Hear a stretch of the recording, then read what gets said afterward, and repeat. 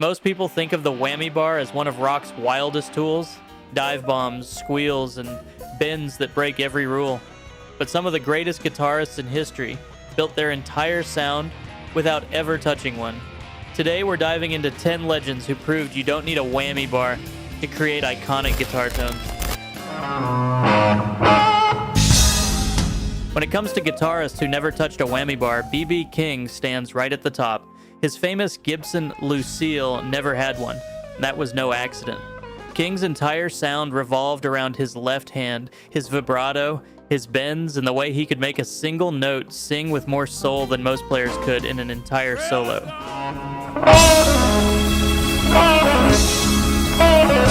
The beauty of BB's playing was its simplicity.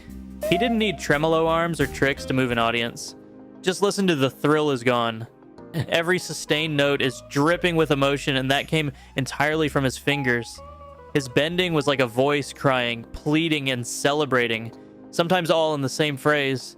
To me, B.B. King is living proof that vibrato can be more powerful than any dive bomb or whammy flutter. Lucille stayed whammy free, and his tone is still unmatched.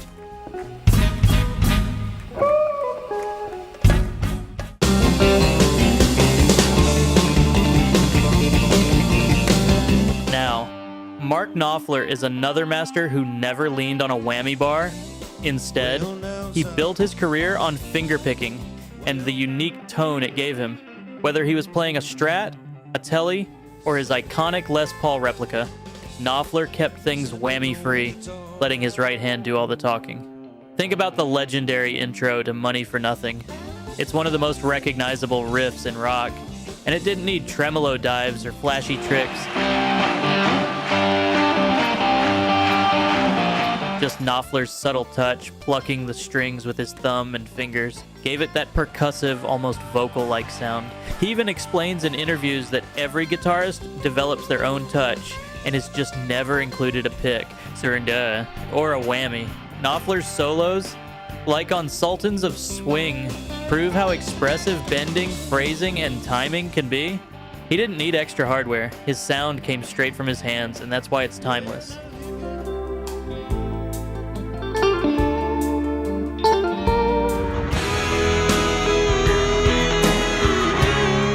If there's one guitarist who's almost inseparable from the image of a Les Paul with a fixed bridge, it's Slash. From Sweet Child O' Mine to November Rain, his soaring leads and bluesy riffs were built on sustained bends and vibrato, not tremolo tricks. Slash has always been about reliability and tone.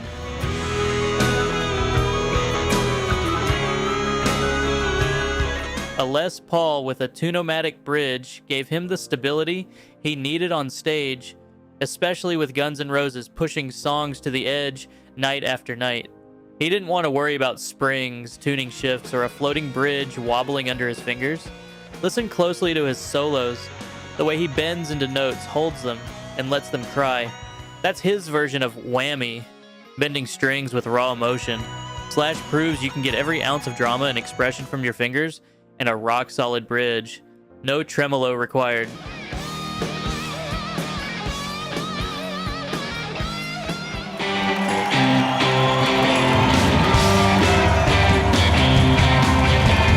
Keith Richards is the definition of a guitarist who never needed a whammy bar. His sound is built on open tunings, steady riffs, and a rock-solid rhythm that powered the Rolling Stones for decades. Whammy dives? They never entered the Stones' DNA. Take Brown Sugar, or Start Me Up. These riffs are unforgettable not because of tricks, but because of Keith's sense of groove and simplicity.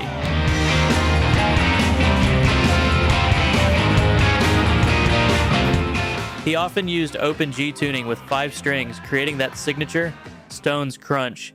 A whammy bar would only get in the way of his precision. Keith once joked that his guitar setup was about stability. You don't mess with a good thing. For him, that meant no floating bridges, no whammy hardware, just reliable intonation. His rhythm-first approach shows that rock doesn't need gimmicks. It needs riffs that stick in your head forever. And nobody did that better than Keith Richards.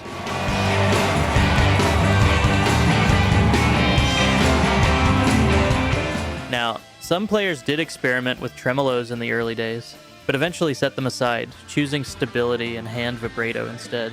Their legacy proves you don't have to lean on a whammy bar to carve out some of the greatest tones in rock history.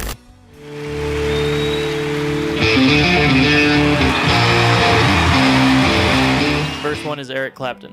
In his early days with the Yardbirds and Cream, Clapton sometimes played strats with tremolos, but by the late 60s, he'd had enough.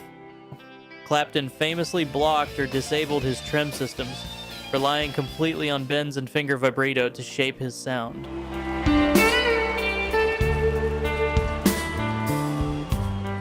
That decision shaped his entire career. On Layla and other assorted love songs, for instance, his solos cut through with incredible sustain and vocal-like phrasing. No dive bombs, no trem wobbles, and just pure expression through bending and tone. Clapton has often said he prefers the simplicity and stability of a fixed setup. Less to worry about, less that could go wrong on stage. And honestly, when you listen to Wonderful Tonight or Crossroads, it's hard to imagine a whammy bar making them any more emotional. Clapton proved that sometimes the simplest setup is the most powerful one.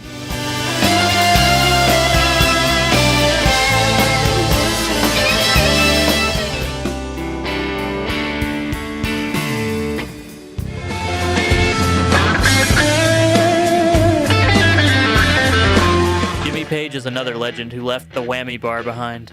Early on, he experimented with Bigsby units on some of his guitars, but when Led Zeppelin rose to fame, his iconic sound was all about riffs, tunings, and finger vibrato.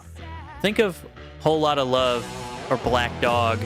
Those massive riffs came from a Les Paul with a fixed bridge, and they didn't need tremolo dips to make jaws drop.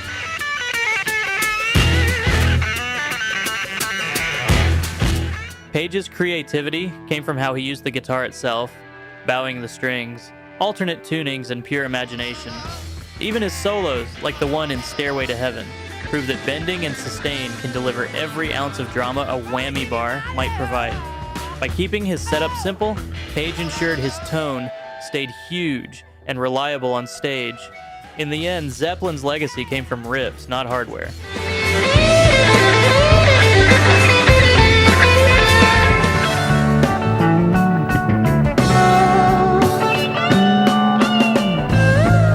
Now here's where things get interesting.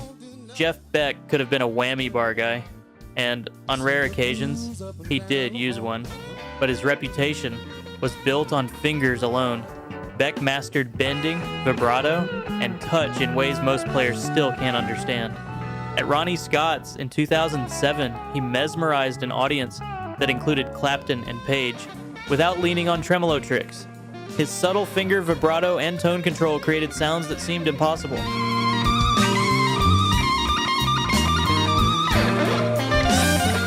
Beck's genius was proving that you could achieve whammy-like expression with just your hands. He manipulated harmonics, bends, and volume swells to create sounds others needed hardware for. To this day, his approach remains unique. So while you might occasionally spot him with a trim-equipped Strat, Beck never depended on it. His palette was his fingers, and that's why guitarists everywhere talk about the Jeff Beck touch as something no one can replicate.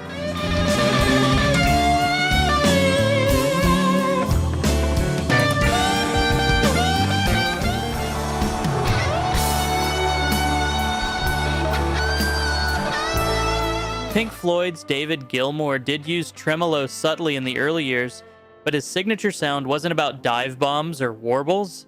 It was about long singing notes, sustained bends, and expressive vibrato.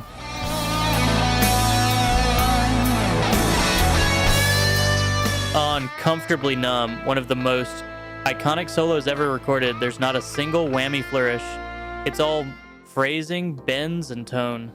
Gilmour relied more on pedals, like delay, reverb, and modulation, to expand his soundscape rather than tremolo hardware.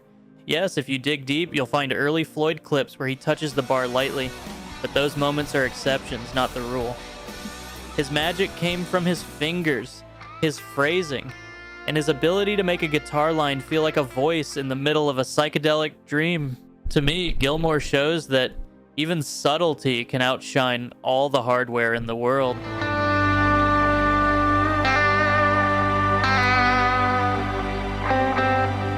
Finally, there are guitarists who did have tremolo systems on their guitars, but almost never leaned on them.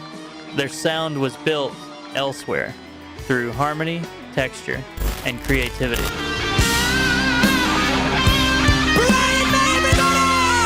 Brian May's Red Special actually has a homemade tremolo system, but here's the thing, he almost never used it. Instead, he focused on layered harmonies, orchestral textures, and a singing lead tone that defined Queen's sound.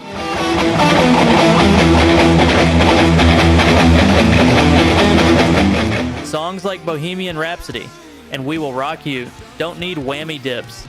They need precision, harmonies, and sustain, all of which May delivered through his unique build, sixpence coin picking, and clever use of delay. Even when he did use the tremolo, it was subtle, more of a color than a tool. His sound wasn't about flash, it was about creating something symphonic with just one guitar. That choice is why Queen's guitar sound is still instantly recognizable. Brian May proved you don't need a trem-heavy style to be larger than life.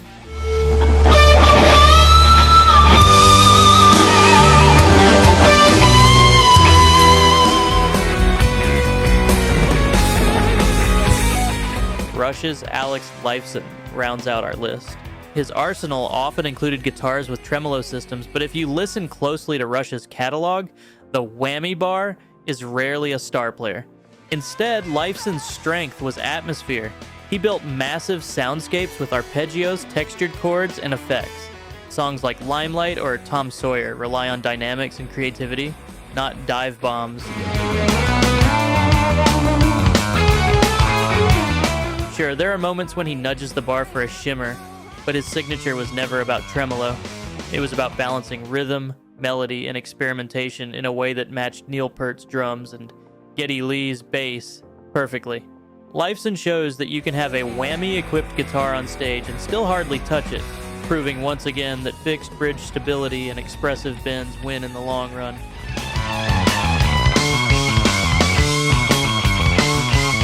So there you have it. 10 legendary guitarists who built their iconic sounds without relying on a whammy bar. Some never touched one, some abandoned them, and others only used them sparingly.